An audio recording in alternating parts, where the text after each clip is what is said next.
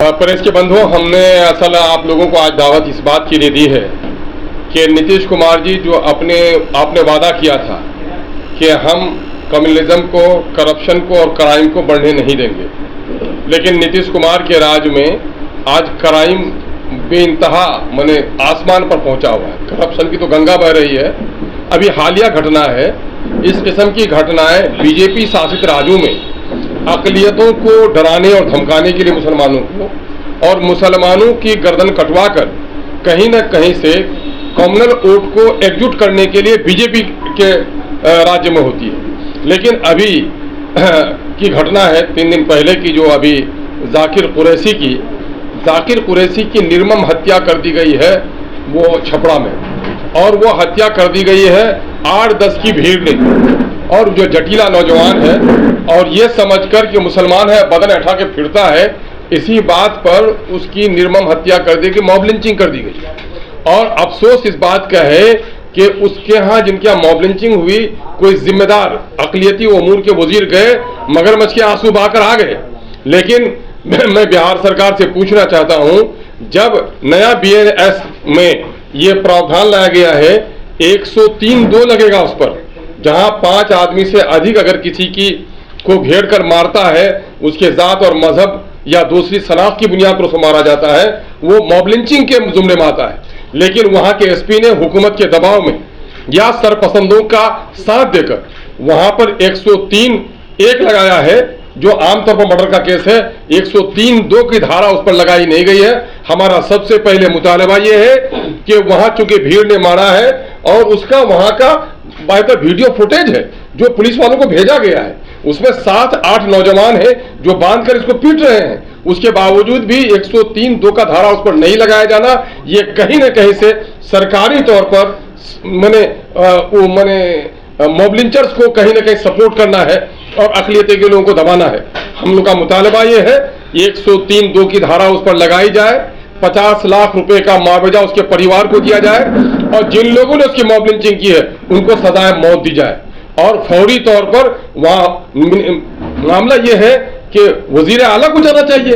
अरे वजीर आला, आपने कहा था मुख्यमंत्री जी, यह आपके कैरेक्टर की बुनियाद है कि आपने क्राइम को, कंट्रोल को, कम्युनलिज्म को बढ़ने नहीं देंगे। ये कम्युनलिज्म भी है और ये बड़ा क्राइम है, और आप वहां तक अभी तक नहीं गए। आपका बड़ा पुलिस का ऑफिसर स्टेट लेवल का वहां पर कोई नहीं गया, और उल्टे वहां के चंद नौजवानों ने गांव मोहल्ले के, उनका नाम पता नहीं कौन लोगों ने सड़कों पे टायर जला दिया, तो उसकी बुनियाद पर आपने उन लोगों पर मुकदमा करके प्रशासन के लोग, उनको अनुमंडल पदाधिकारी उन लोगों को धमका रहे हैं। ये कहां से हो गया कि जिनके घर में कत्ल हुआ उन्हीं को धमकाने का काम कर रहे हैं?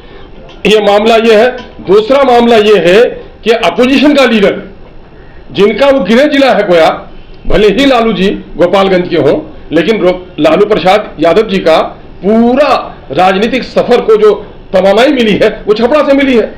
वहां आपकी बेटी इलेक्शन लड़ी है, वहां अब तक अपोजिशन लीडर के लोग नहीं गए। क्यों नहीं गए? जाना चाहिए उनको।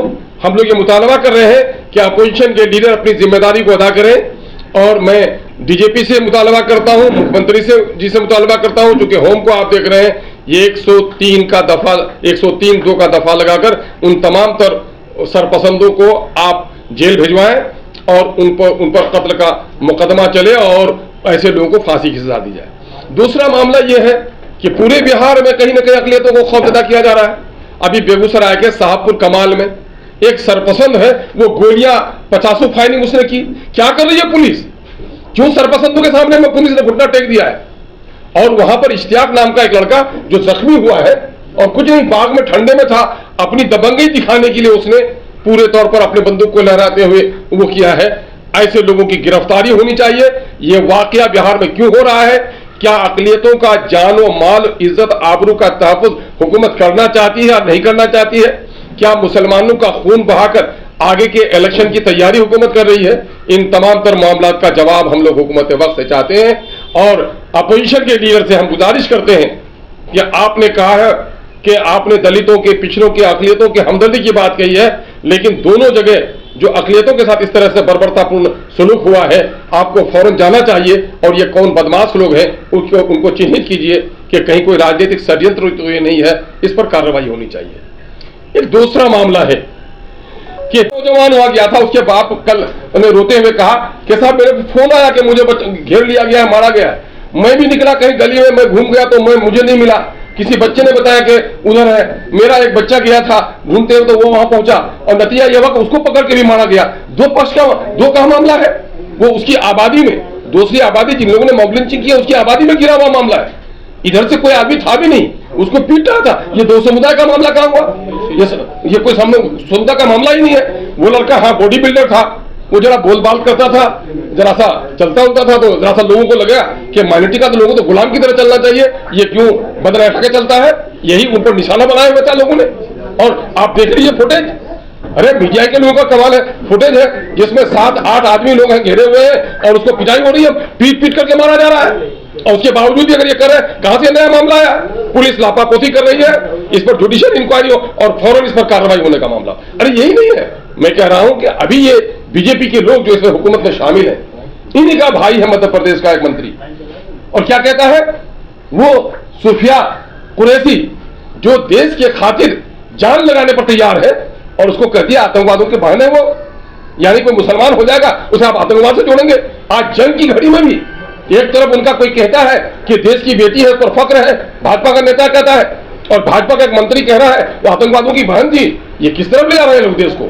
ये मोदी जी, योगी जी का देश, ये नीतीश कुमार जी का बिहार का माहौल, किस नफरत के आग पे लोग फैला रहे हैं। इन तमाम तर चीजों पर हमको नोटिस लेना चाहिए। और वैसे भी देश की जो स्थिति है, इसमें देश के बड़े नेताओं को गंभीर होना चाहिए और अपोजिशन के लोगों को अपनी जिम्मेदारी अदा करनी चाहिए। मुझे अफसोस है कि बिहार में अपोजिशन के जो सबसे बड़े लीडर हैं वो इस मामले में मौन साधे हुए हैं। उसका मौन साधना किस बात का संकेत है ये हम नहीं बता सकते। मादरे वतन के लिए हमारी एक जिंदगी नहीं 100 जिंदगी लगे और इनकी सरहदों को की हिफाजत करते हुए अगर हम शहीद हो जाए तो हमारी सबसे अच्छी जिंदगी होगी। अभी बिहार के 2 सपूत, एक हमारा एक का नाम है राम बाबू सिंह जो सिवान के रहने वाले हैं, और मोहम्मद इम्तियाज। कल हम लोग देर हो गए, कुछ एजेंसी हो गई, हम लोग सिवान नहीं जा सके, जाते जाते रास्ते से वापस आए हैं, हम लोग करीब हो जाएंगे। ये दोनों शहीद हुए, या ऑपरेशन सिंदूर में शहीद हुए। एक तो ये है कि जब इनकी लाशें आई तो भारत को मां कहने वाले, भारत माता की दम भरने वाले, राष्ट्रपिता का गीत सुनाने वाले कोई मंत्री नहीं पहुंचे, आप कोई जिम्मेदार लोग नहीं पहुंचे इनके लाश को रिसीव करने के लिए। और दूसरी बात यह है कि अभी दिनेश कुमार शर्मा जी का बलिदान हुआ है हरियाणा का। मुख्यमंत्री उनके गांव में गए और 4 करोड़ से भी अधिक की सहायता राशि उनके परिवार को देने का ऐलान किया गया। वहां के पार्क को शहीद दिनेश शर्मा के नाम से करने का ऐलान किया गया। उस गांव का नाम दिनेश शर्मा जी के नाम से करने की तजवीज रखी गई। और आप बिहार के मुख्यमंत्री जी हैं और आप कहते हैं कि साहब तो हम तो पीएम मटेरियल हैं, तो आज क्या हो गया है? अरे बिहार गरीब है, 4 करोड़ नहीं दे सकता, कम से कम 2 करोड़ का ऐलान कीजिए। एक तो लोगों के चिढ़ाने के बाद आप गए हैं उनके घर पर, आपने देखा भी कि गांव की गलियों की सड़कों का क्या हाल है वहां पर, और कम से कम 2 करोड़ का मुआवजा दोनों शहीद को, जिनकी खबरें अभी तक हम लोगों को मिली है, राम बाबू और इम्तियाज खान के मोहम्मद इम्तियाज के परिवार को दिया जाए। और अभी जो खबरें मिली है कल तक, नवादा और नालंदा के भी 2 नौजवान हमारे शहीद हुए, इनके परिवारों को भी 2-2 करोड़ का मुआवजा दिया जाए। और शहीद का दर्जा, अब राम बाबू के बारे में कह रहे हैं कि वो डाक ले जा रहे थे। अरे वार पीरियड में कोई भी करता था, अगर हमारे फौज का कोई जूता भी सीता था, मारा गया हो उसमें वो शहीद है। शहीद की कल्पना क्या? दुश्मन की गोली से मारा जाए तब शहीद? दुश्मन का मुकाबला करने के लिए अगर कोई पहाड़ में दब जाए वो शहीद नहीं है? ये सारे लोग शहीद हैं, ये सारे लोगों का बलिदान हुआ है। इन लोगों के नाम से वीर चक्र भी दिया जाए मरणोपरांत, और ये हम लोगों का मुतालबा है। और हम ये भी कहना चाहते हैं कि माननीय नीतीश कुमार जी, बिहार को किधर ले जाना चाह रहे हैं आप? बिहार में आज मीडिया के जरिए से मुसलमानों के खिलाफ, उनके मजहब के खिलाफ मीडिया के जरिए से, खासकर सोशल मीडिया के जरिए से अभद्र किस्म की टिप्पणियां की जा रही हैं। और आपका साइबर सेल कहां से हो गया है? इससे कम्युनल हिटरेट बढ़ रहा है, और इसी का नतीजा है जो कुछ अभी हमको देखने के लिए आया छपरा में, जो कुछ देखने के लिए आया साहबपुर कमाल बेगूसराय में। ऐसे लोगों पर आपकी पुलिस कोई कार्रवाई नहीं करती। माइनॉरिटी का कोई नौजवान से अगर गलती हो जाए तो फौरन पुलिस उसका पीछा कर लेती है, लेकिन माइनॉरिटी, अदर देन माइनॉरिटी के लोग अगर इस तरह का करते हैं तो आखिर उस पर क्यों कार्रवाई नहीं होती है?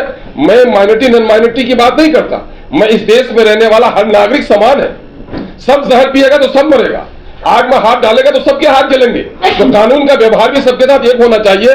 और जो ये कम्युनल हेट्रेड बढ़ा रहे हैं, जो यही असल बारूद डालते हैं, उसके बाद कोई उसमें माचिस लगाता है, तो आप तो बारूद फैलाने वाले को कुछ भी नहीं करते। इसलिए बिहार में अगर अमन और अमान रहना चाहते हैं, ये महावीर की धरती है, ये बौद्ध की धरती है, ये सूफी मुनेर की धरती है, और बिहार हमेशा समाजवाद का नारा और शांति का नारा दिया है ना, जहां अशोक के शांति के स्तूप है अभी भी, और वहां इस तरह की नफरत फैलाई जा रही है, तो इस पर फौरन आप कार्रवाई करें। सोते हुए को जगाना हमारा जरूरी है। गाफिल है मुख्यमंत्री, उसको हम जगाना चाहते हैं कि गफलत से बेदार होइए, और बिहार को जलाकर खाक करना चाह रहे हैं, और आप अपनी राजनीतिक आखिरी पारी खेल रहे हैं। अंत भला तो सब भला। अगर अंत के दिनों में बिहार को आप नहीं बचा सके तो तारीख आपको सही लफ्जों से, सही शब्दों से कभी याद नहीं रखे।